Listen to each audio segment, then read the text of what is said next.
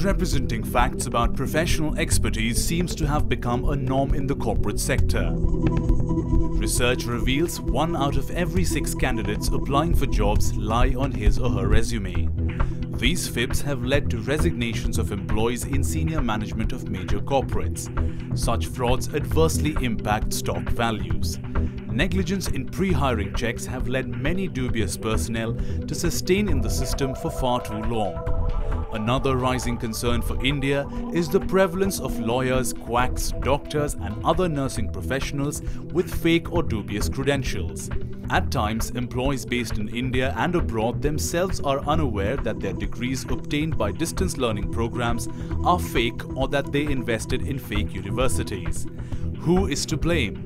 What is the government, regulatory bodies, corporate India and Indian law doing about the risk of misrepresentation and associated frauds? Let us find out in this week's episode. Hello and welcome to another episode of India Risk Report. And in this episode, we are exploring how misrepresentation and misappropriation of facts and degree qualifications and employee qualifications can lead to so many frauds, and there are cases that are coming to light across India which are causing alarm, particularly in the corporate circuit where there is a greater rush to employ the next qualified employee who comes in with fancy credentials, a well-written CV and articulate enough to meet the expectations of the HR. But the big question remains that are they competent enough to deliver on the expectations of the management? And we have two experts here who have looked at the subject. We have Colonel Vineet Sehgal, who is Vice President of Risk Management at IRIS and comes in with a lot of corporate experience, of course, his hands-on experience in the army, but there you did not have to go in to do verification of the guys who came under your command. That was done at the enrollment or recruitment stages by the various headquarters involved.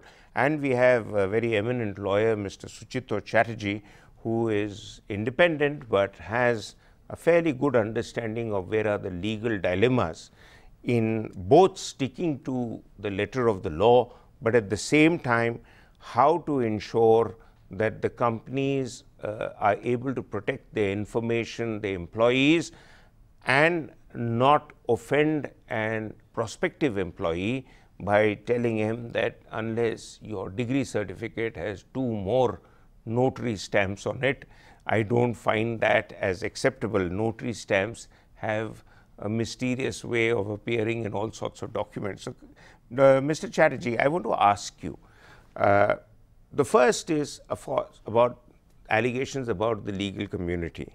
Some years ago, we had a report that about 45% or so of the lawyers practicing across India had questionable or dubious qualifications.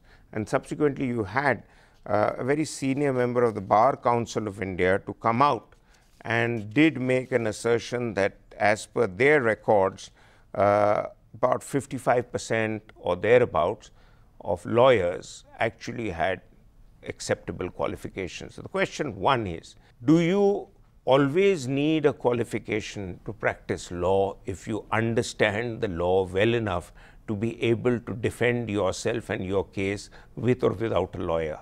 And secondly, why is it that the legal fraternity is the one that tells us the way forward with the law, is not able to effectively enforce the requirements of having qualified people to operate at the bar? So I think there would be 4 parts to what you're asking as answer. So A, there has never been a uniform method of evaluating who can be a lawyer, right? So no 2 law schools are comparable. And there is a list of elite law schools, if I may use the term, where the grading or the competition through an examination process is ensuring that at least people with capability of expressing themselves, understanding and scoring well are going to be lawyers. And this is a recent phenomena, maybe 20 years old at the most. But you still have law schools which are clearly not going to produce such high quality lawyers, trained lawyers, I mean. The other part is when you are out there in the practice, not everyone is a litigator, not everyone is appearing in a court of law. There are so many dimensions of practice of law. So I guess to put them to all one standard would be difficult. Second part to the answer that you were seeking, does one need to be a lawyer to represent oneself? The answer clearly is no. I think the concern in the higher courts particularly is wastage of time because you are not well trained. So you may emotionally ramble or not be focused, wasting the time of the court. So other than that, there is nothing which stops you from representing yourself. The vested interest in terms of, so there have been some back and forth, compulsory training, post-law school, then writing a Bar Council examination. Fortunately, some of it is becoming a reality.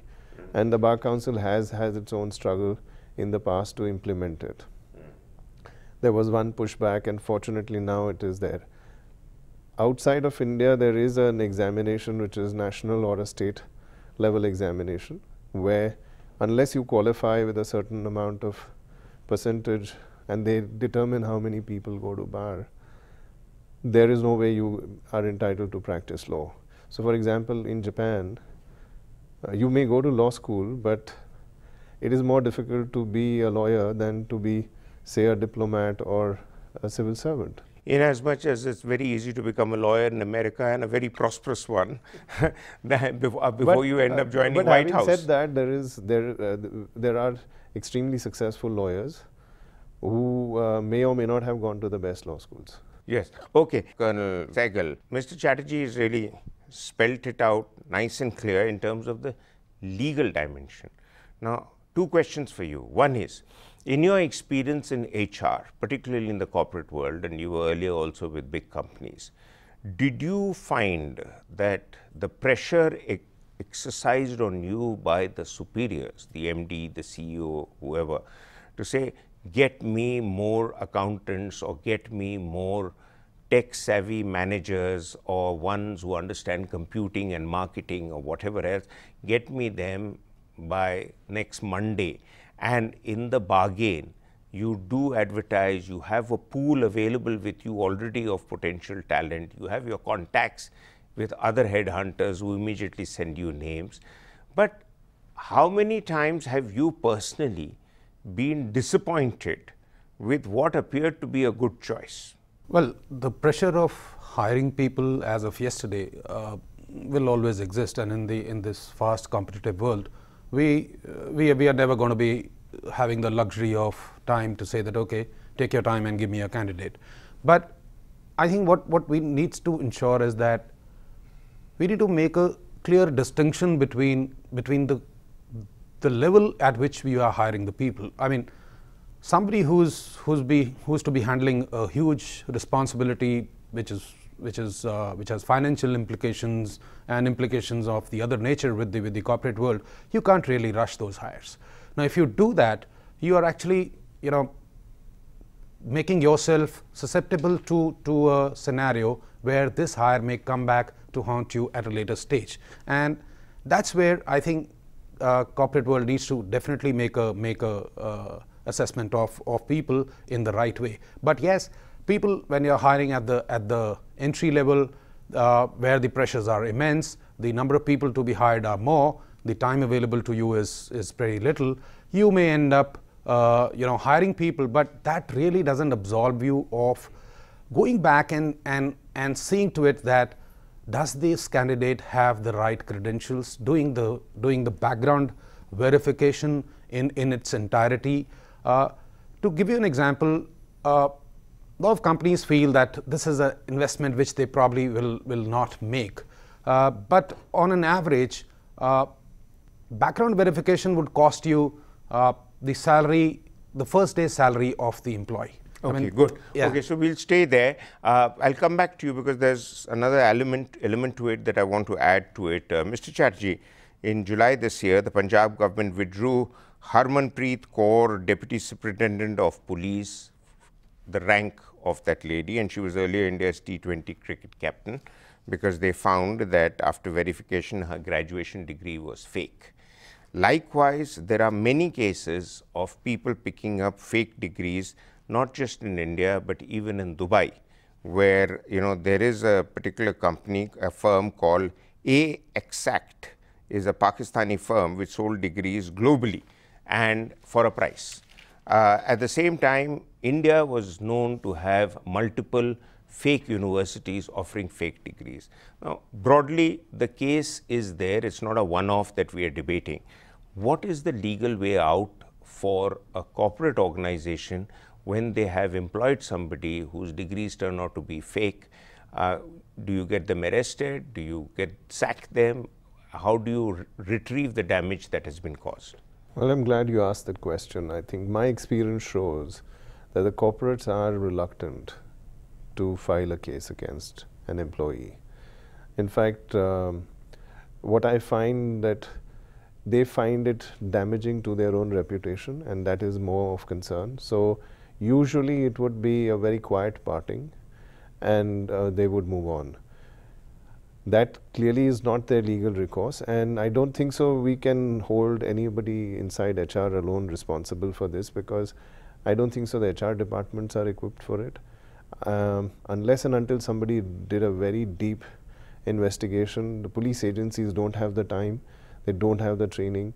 So I think the real issue is you are hoping that whatever little investigation is being done by an independent agency or your own HR team, or the verification that is being done through a government agency, is sufficient. But okay, so I mean that's where we stop right now, because of shortage time. We need to take a break, and we'll explore after a break what other steps would be recommended for corporates and business communities and even government organizations to ensure that as far as possible they don't get saddled with incompetent or inappropriately educated staff. But that after break.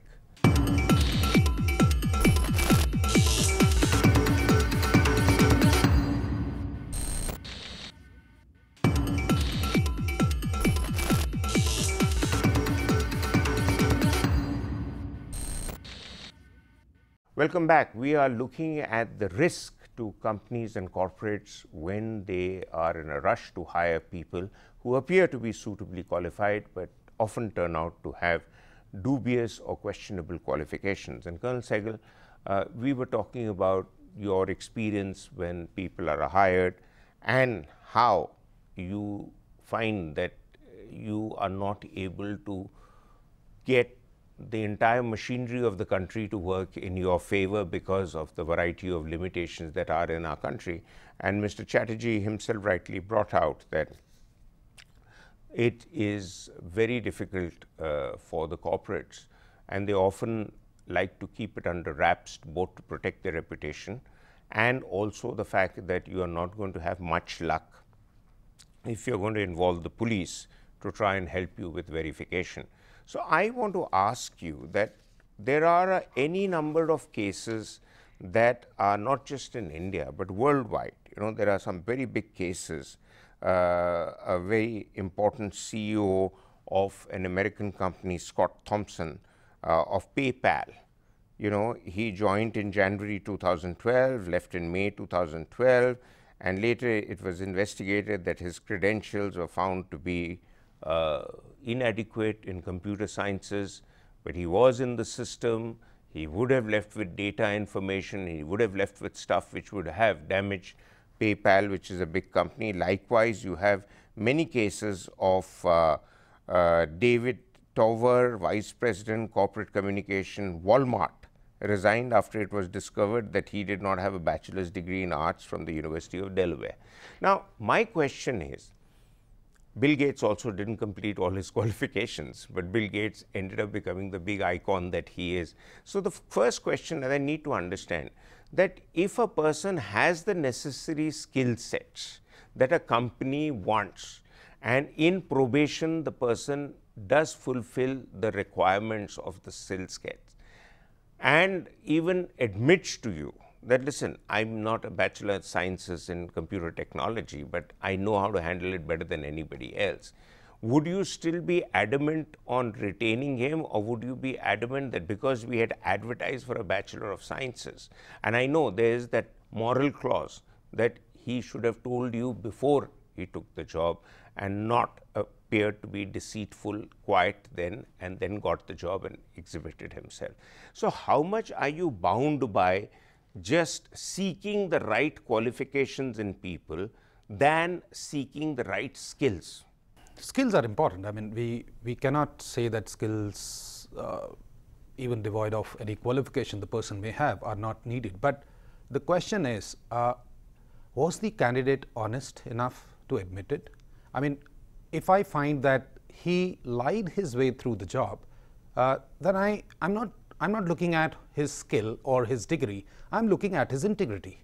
Now, if a candidate is lying to get into the job, he is most likely to lie while he is through onto the job, and that's what will worry me more rather than just his skill set. But having said that, corporates need to protect themselves from insider threat. Now, once you have the person inside your system by fraudulent means, there is very little you can do to keep a check on him through the time when he is doing his job. Now, he may be handling sensitive information. Now, is he taking that information to himself, copying it, keeping it for his personal use, and so on and so forth? It will be very difficult for you to keep a tab on all of that. So it's very important at the hiring stage that we make sure that we hire the right person. And background verification doesn't only mean his skill set. There are other dimensions to it, like, for example, his criminal record. Now, that's very important. We need to understand what kind of a person he is. Now, other than that, because that directly affects the safety of employees in your company. He could indulge in theft while he's inside your organization. So criminal check, his check of his qualifications, check of his background, his address check. Now, I may say that I'm an Indian national, but I may not be. How do you know that I'm not an Indian national? Until unless you perform proper checks while hiring me, you will never come to know. I mean, if you just believe me, I can. My short question is, are all corporate organizations rigid about doing a whole list of checks? There must be, by now in the market, a series of do's and don'ts that must be available. And if you follow that, you more or less come close to all the points that you're talking about. Yes. Most of the corporates, the big ones, the good ones, would definitely perform a check. But as we discussed earlier, there are pressures of hiring. Some of these, at some level, are given a go by and say that okay. Yeah. So that pressures are different. Mr. Chatterjee, doctors and quacks and nurses are another area of concern. Now, here is a bigger concern, because if you don't have suitably qualified people, you cause losses of life.